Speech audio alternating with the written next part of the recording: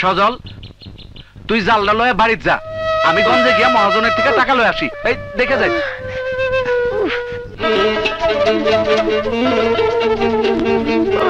ও বাবা গো বাবা,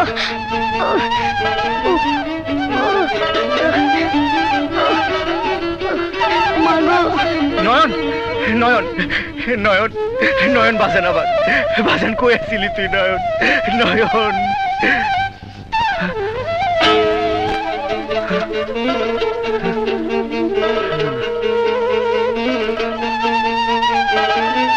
ও মা গো, ও বাবা গো,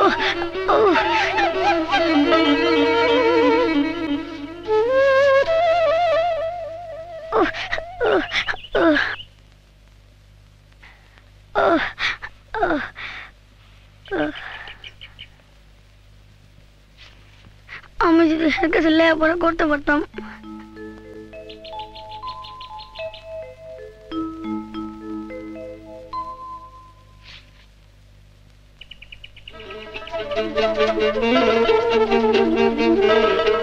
ছেলেরা দেখছেন, বয়স বছর 8 হইব। আমার ছেলে রাগ করে বাড়ি ছেড়ে চলে এসে, পরে আমি আর খুঁজে পাইতেছি না। এরকম কাউকে দেখিনি। আচ্ছা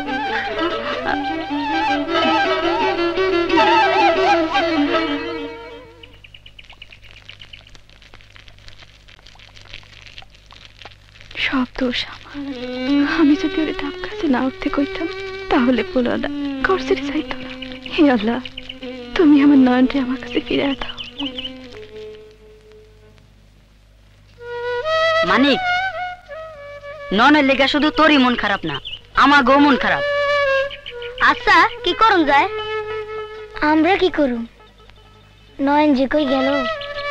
মন খারাপ করে বয়া থাইকা তো লাভ নাই, চল খেলিগা, আয়।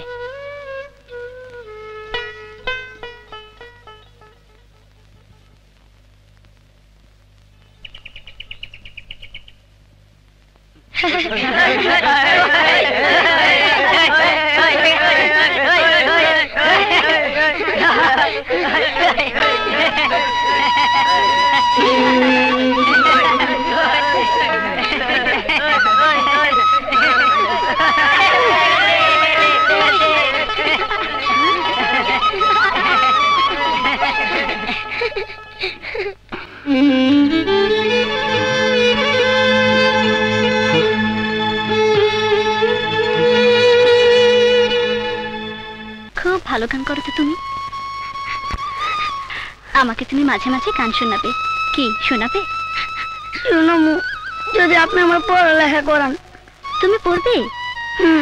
তাহলে তোমাকে প্রতিদিন আমার বাড়িতে আসতে হবে। আহুন, তাহলে এসো। তুমি তুমি এখানে, তুমি এখান থেকে এখনই চলে যাও। কেউ দেখে ফেললে বড় বিপদ হবে। প্লিজ তুমি এখন যাও, যাও যাও না। কাউকে বলবে না, বলে কিন্তু তোমাকে পড়ালেখা করাবো না। কাউরে কমু না। এই তো লক্ষ্মী ছেলে। কিরে মা, একটু আগে এইখানে বিলাপ করতেছিল কেডা? বাবা, কিরে? ছেলেটা খুব ভালো গান করে, ওর গান শুনছিলাম। ও, এইটাই সে বলা। কই থাকে? জেলে পাড়ায় থাকে। খাইছে আমারে যাইলা। বাবা, ওকে পড়াতে চাই, ওরও পড়া হবে, আমারও সময় থাকবে। সময় তো বেশি নাই, 2 দিন পরে তো শ্বশুর বাড়ি চলে যাবি। সর, তুই এদিকে আয়। ছোট লোক লাগে বেশি মেলামেশা করতে নাই, ওর শরীর দিয়া একটা জঘন্য গন্ধ বাইর হয়। কিন্তু বাবা। আচ্ছা ঠিক আছে, পড়াইস, দূরের থন, বেশি কাছে যাইস না। আয়, ওই তুই কই যাস? একটা লাত্তি মারুম, চল আয় আমার লাগে, আয় আয় আয় মা। এ রে, মাছের রাইসটার গন্ধ বাইর হয়।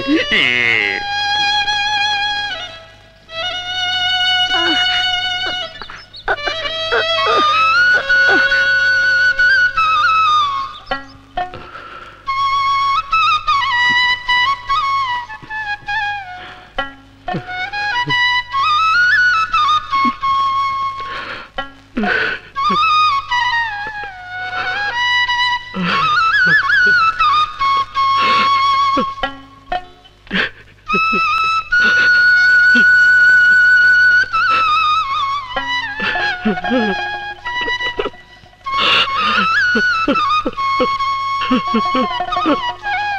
বুঝলাম, কিন্তু জীবন বড় কঠিন। আমি এখনো লেখাপড়া শেষ করতে পারিনি, তোমাকে নিয়ে তুলবো কোথায়?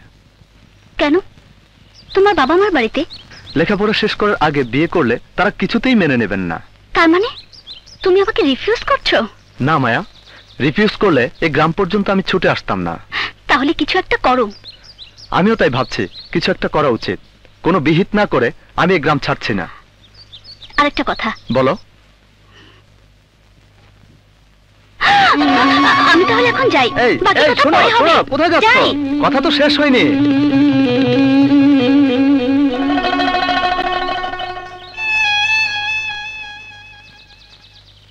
এই নাও, এখন তুমি স্বরবর্ণ থেকে পড়া শুরু করবে। পড়ো। একদম পারি, এটা আমার মুখস্থ, আমি তো পড়ছি। ও পারো? তাহলে তুমি কি পড়বে? আমি একটা কবিতা কই। মুখস্থ আছে? হুম। ঠিক আছে, তাহলে তুমি আমাকে একটা কবিতা শোনাও। আমাদের ছোট নদী চলে বাঁকে বাঁকে, বৈশাখ মাসে তার হাঁটু জল থাকে, পার হয়ে যায় গরু, পার হয় গাড়ি, দুই ধার হচ্ছে তার, ঢালু তার পারি।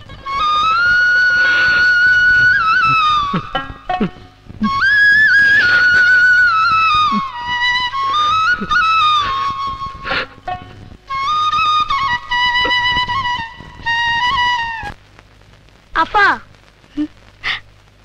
এসেছিস? নে, এই চিঠিটা তোর সেলিম ভাইকে দিবি, কেউ যেন টেন না পায়। পারবি তো? আফা পারুম।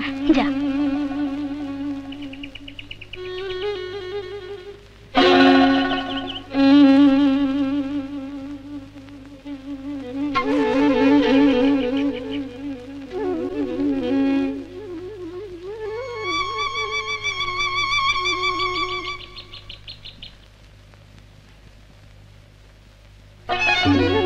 ভাই খাড়া। বাবা, ওই ওই সেরাডারে কি দিলি? হ্যাঁ, সিডি পোলাডাকে। ও সেলিম, ভার্সিটিতে আমরা একসাথে পড়ি। ও একসঙ্গে লেখাপড়া করে।